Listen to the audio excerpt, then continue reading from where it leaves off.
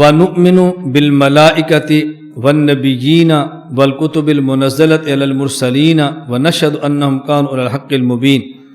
اور ہم ملائکہ کو بھی مانتے ہیں، انبیاء کو بھی مانتے ہیں، ساری آسمانی کتابوں کو بھی مانتے ہیں، اور ہم یہ بھی مانتے ہیں کہ سارے انبیاء حق پر تھے، سب انبیاء حق پر تھے۔ یہ جو ہم مان رہے ہیں ملائکہ کو بھی، انبیاء کو بھی اور کتب کو بھی، تو نبی کو ایسے مانتے ہیں جیسے نبی کی شان ہے، اور ملائکہ کو ایسے مانتے ہیں جیسے ملائکہ کی شان ہے، اور کتابوں کو ایسے مانے جیسے کتابوں کی شان ہے۔ یہ ہے ایمان۔ ورنہ ملائکہ کو تو مانتے مشرکین مکہ بھی تھے، اور وہ ملائکہ کو اللہ کی بیٹیاں مانتے تھے، اس لیے ان کا ماننا نہ ماننے کی طرح ہے۔ بالکل اسی طرح انبیاء علیہ السلام کو مانتے تو ہم بھی ہیں، اور انبیاء حضرت عزیر، حضرت عیسیٰ کو مانتے اسرائیلی بھی تھے، مگر فرق کیا تھا؟ انہیں نبی مان کر ساتھ خدا کا بیٹا بھی مان لیا۔ ہم نے نبی مانا لیکن خدا کا بیٹا نہیں مانا۔ اسی طرح کتب کو تو مانتے ہم بھی ہیں، لیکن کتب کو مانا یہود و نصارہ بھی ہے، انہوں نے کتاب کو مانا بھی ہے اور تحریف بھی کر دی ہے۔ ہم کتاب کو مانتے ہیں لیکن تحریف کے قائل نہیں، ہم تحریف نہیں کرتے۔ یہ معنی قائل نہ ہونے کا، ہم تحریف نہیں کرتے۔ تو مطلب کیا کہ ملائکہ، انبیاء اور آسمانی کتابوں کو مانے جیسے ماننا چاہیے، صرف مان لینا کافی نہیں ہے کہ ہم مانتے ہیں۔ جس طرح آج حضرت محمد مصطفیٰ صلی اللہ علیہ وسلم کو قادیانی اور مرزائی کہتے ہیں، ہم بھی مانتے ہیں۔ ہم نے کہا نہیں، آپ نہیں مانتے، آپ ایسے مانو جیسے ماننا چاہیے۔ اسی کو اللہ رب العزت قرآن کریم میں فرماتے ہیں وَمَا يُؤْمِنُ أَكْثَرُهُمْ بِاللَّهِ إِلَّا وَهُمْ مُشْرِكُونَ۔ اکثر لوگ ایسے ہیں اللہ کو مانتے ہیں اور مشرک بھی ہوتے ہیں۔ اس کا معنی کہ جیسے ماننا چاہیے ویسے نہیں مانتے۔ اللہ کو مانا ہے، عالم الغیب کسی اور کو بھی مان لیا، اللہ کو بھی مان لیا، مختار کل کسی اور کو بھی مان لیا، اللہ کو بھی مان لیا اور نظر نیاز کسی اور کے نام پر بھی دے دی، اللہ کو بھی مان لیا اور چڑھاوے غیر اللہ کے نام پر بھی کر دیے۔ یہ کیا اللہ کو مانا ہے؟ اس لیے ایسے مانے جیسے اللہ تعالیٰ کو ماننے کا حق ہے۔ 54 وَنُسَمِّي أَهْلَ قِبْلَتِنَا مُسْلِمِينَ مُؤْمِنِينَ مَا دَامُوا بِمَا جَاءَ بِهِ النَّبِيُّ صلی اللہ علیہ وسلم معترفین وَلَهُ بِكُلِّ مَا قَالَ وَأَخْبَرَ مُصَدِّقِينَ۔ ہم اہل قبلہ کو مسلمان مانتے ہیں اور مومنین مانتے ہیں۔ اہل قبلہ کو مسلمان کہتے ہیں اور ان کا نام مومنین رکھتے ہیں۔ کب؟ جب تک وہ ان تمام چیزوں کا اعتراف کریں جو رسول اللہ صلی اللہ علیہ وسلم لے کر آئے، اور جو کچھ آپ نے فرمایا اور جو خبر دی اس کی تصدیق کریں، تب تک ہم اہل قبلہ کو مسلمان مانتے ہیں۔ یہ بات کیوں سمجھائی ہے کہ اہل قبلہ اسلام کی اصطلاح ہے۔ عام بندہ اہل قبلہ اس کو سمجھتا ہے کہ جو نماز کے لیے کعبہ کو قبلہ مانتے ہیں، جبکہ شریعت میں اہل قبلہ کا معنی یہ نہیں ہے کہ جو نماز میں کعبہ کو قبلہ مانے وہ اہل قبلہ ہے، نہ۔ شریعت میں اہل قبلہ کا مطلب یہ ہے کہ جو لوگ تمام ان چیزوں کو مانیں جو رسول اللہ صلی اللہ علیہ وسلم لے کر آئے، ان تمام چیزوں کی تصدیق کریں جو اللہ کے نبی نے فرمایا، یہ ہے اہل قبلہ کا معنی۔ یہ بات میں اس لیے کہہ رہا ہوں کہ بعض لوگ قادیانیوں کو مسلمان نہیں کہتے، اور دلیل ہی ہوتی ہے کہ قادیانی بھی تو اہل قبلہ ہیں، وہ بھی نماز پڑھتے ہیں تو منہ کعبہ کی طرف کرتے ہیں، اور اہل قبلہ کو مسلمان ماننے کا حکم ہے، کافر کہنا جائز نہیں ہے۔ ہم نے کہا اہل قبلہ شریعت کی اصطلاح ہے، اور اصطلاح کا معنی وہی کریں جو اصطلاحی معنی ہوتا ہے، لفظ دے کر اس کا معنی لغوی نہ کیا کریں، اصطلاحی معنی کریں۔ اب اہل قبلہ کا لغوی معنی ہوگا قبلہ والے، لیکن اصطلاحی معنی اہل قبلہ کا جو ان تمام چیزوں کو مانے جو رسول اللہ صلی اللہ علیہ وسلم لے کر آئے، اور ان تمام کی تصدیق کریں جو رسول اللہ صلی اللہ علیہ وسلم نے فرمائی ہیں، یہ ہے معنی اہل قبلہ کا۔ 55 وَلَا نَخُوضُ فِي اللَّهِ وَلَا نُمَارِي فِي دِينِ اللَّهِ تَعَالَى۔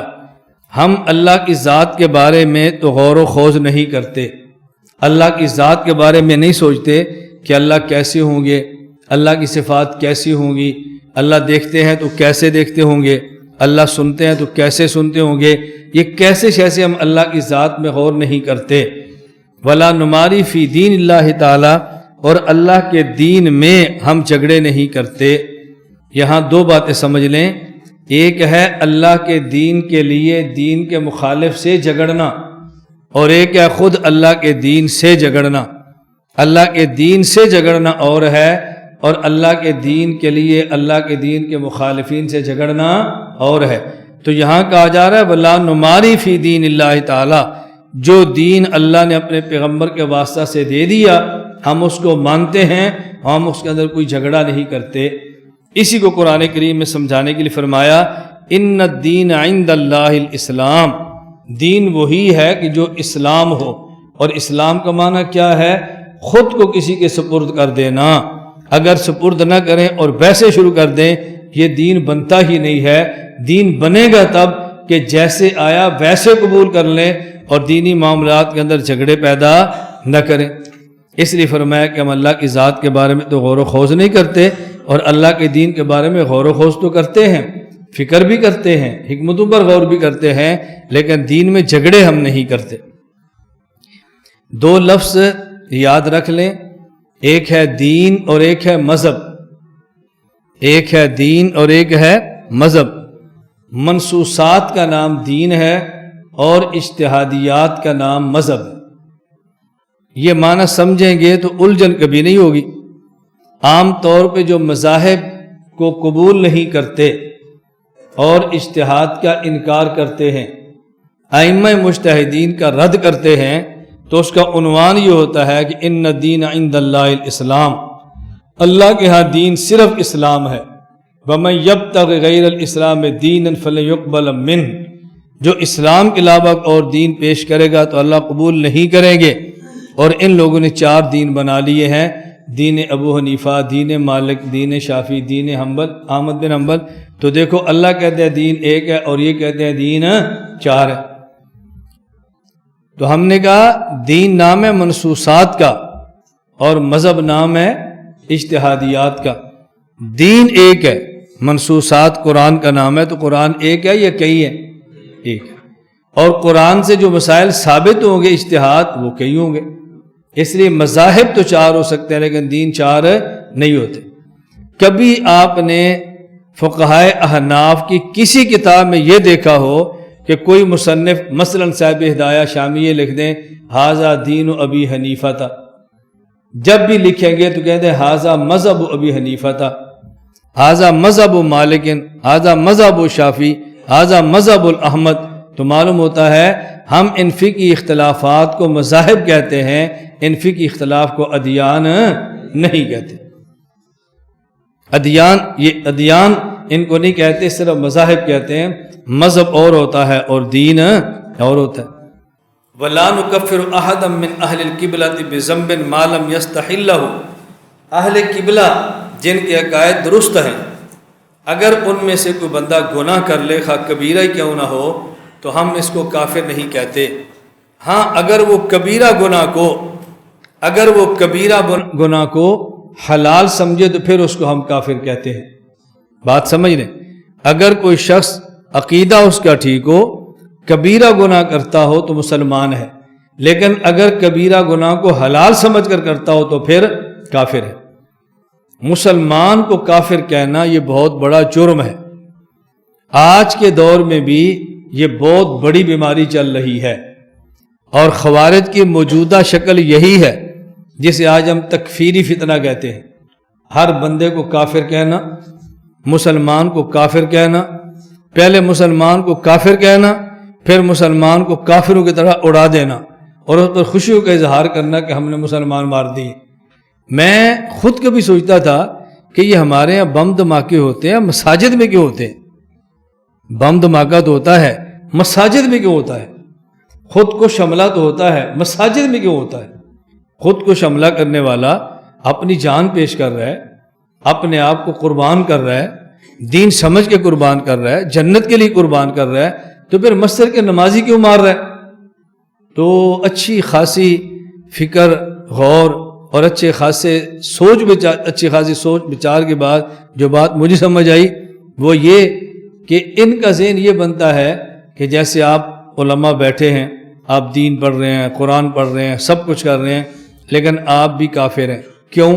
مَن لَّمْ يَحْكُم بِمَا أَنزَلَ اللَّهُ فَأُولَٰئِكَ هُمُ الْكَافِرُونَ، جو اللہ کے فیصلوں پر راضی نہیں ہوتا، اللہ کے فیصلوں کے مطابق فیصلہ نہیں کرتا، وہ کافر ہے۔ بس ان کا ذہن کیا ہوتا ہے؟ جمہوریت کفر ہے، ہماری عدالتوں کا قانون کفر ہے، اور یہ مولوی اور نمازی اس قانون پہ راضی ہیں، لہذا یہ بھی کافر ہیں، ان کو مارو گے تو ایسی اجر ملے گا جیسے کفار کو مارنے کا ملتا ہے۔ تو یہ خوارج کی ایک موجودہ شکل و صورت ہے، اس لیے ان باتوں کی حوصلہ شکنی کرنی انتہائی ضروری ہے۔ ایک ہوتا ہے کفر یا قانون پہ راضی ہو جانا، اور ایک ہے کفر یا قانون کو مجبور ہو کر مان لینا۔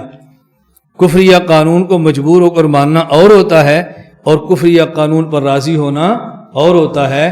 اس لیے موجودہ دور میں اس تکفیری فتنے کی اور خارجی دماغ کی نفی کرنا بہت ضروری ہے۔ اس تکفیری فکر اور خارجی دماغ کو توڑنا بہت ضروری ہے، ورنہ آئندہ کل مساجد، مدارس، خانقاہیں، تبلیغی مراکز، سکول، کالج، یونیورسٹیاں، تجارتی مراکز کوئی بھی محفوظ نہیں رہے گا، اور دین کا کام کرنا بے حد مشکل ہوگا۔ اور یہ بات میں آپ کو اس لیے عرض کرتا ہوں، آپ علماء اور طلباء بہت اچھی طرح اس بات کو ذہن نشین فرما لیں کہ پوری دنیا میں جتنا اچھا دین کا کام پاکستان میں ہو رہا ہے شاید ہی کسی اور خطے میں ہو رہا۔ اب جو لوگ اس دین کے کام کو ہوتا ہوا برداشت نہیں کر سکتے، وہ ایسے پلان بنا رہے ہیں کہ دین کا کام نہ ہو۔ اس کا حل کیا ہے کہ دین کے نام پہ کچھ لوگ میدان میں لائے جائیں، اور ان سے ایسی کارروائیاں کرا دی جائیں کہ لوگ دین سے متنفر ہو جائیں، دین داروں سے متنفر ہو جائیں، اور جب ان دین داروں کے خلاف کارروائیاں ہوں تو دنیا دار بندے کہ بالکل ان کے ساتھ ایسا ہی ہونا چاہیے۔ یہ سکول تباہ کر رہے ہیں، بچوں کو مار رہے ہیں، یہ شہروں کو تباہ کر رہے ہیں، کاروبار تباہ کر رہے ہیں، پاکستان کے دشمن ہیں، تو غیر شعوری طور پر ایسے کام کروا دیے جاتے ہیں تاکہ دینی ادارے، مساجد اور دین کے کام کرنے والی تحریکات کو کچل کے رکھ دیا جائے۔ میں اس لیے آپ علماء طلباء سے کہتا ہوں، اگر آپ یہ چاہتے ہیں کہ اس ملک میں دین کا کام آزادی کے ساتھ ہو، خالص عقیدہ بیان ہوتا رہے، مساجد اور مدارس آباد رہیں، تو اس دماغ کی حوصلہ شکنی کرو جو ہر دوسرے دن کبھی اس کو پھڑکا دیا، کبھی اس کو مار دیا، کبھی یہاں دھماکہ کر دیا، کبھی یہاں دو مسلمانوں کو اڑا دیا۔ آپ یقین فرماؤ یہ بہت بڑی سازش ہے مدارس اور مساجد اور دین داروں کو ختم کرنے کے لیے، مساجد، مدارس اور دین داروں کی نفرت دل میں بٹھانے کے لیے۔ تو ایسے حالات میں ایسی باتوں پر بولنا تھوڑا سا مشکل ہوتا ہے، لیکن آدمی کو بولنا پڑتا ہے کہ اس کے علاوہ گزارا نہیں ہوتا۔ اللہ تعالیٰ یہ بات مجھے بھی سمجھنے کی توفیق عطا فرمائے اور آپ کو بھی سمجھنے کی توفیق عطا فرمائے۔ میں نے چند دن پہلے بھی کہا تھا کہ ہمارے جو پیام پاکستان بنا ہے نا، اور یہ عام بندوں کا نہیں ہے، جس میں ہمارے اکابر، ہمارے علماء بڑے بڑے سب نے مل کے اس کو بنایا ہے، تو ہمیں چاہیے کہ کوئی ایسی تحریک جس کے ذریعے دہشت گردی کی حوصلہ شکنی ہو، ہم اس تحریک کا ساتھ دیں اور دیانتداری کے ساتھ دیں، کسی کے کہنے پر نہ دیں۔ جس کو غلط سمجھتے ہیں اس کی تردید کر دیں، اور جس کو ٹھیک سمجھتے ہیں اس کی تائید کریں۔ اللہ تعالیٰ اہل علم کو اپنی ذمہ داریاں نبھانے کی توفیق عطا فرمائے۔ لا الہ الا اللہ، لا الہ الا اللہ، لا الہ الا اللہ، ما لنا رب سوا، لا الہ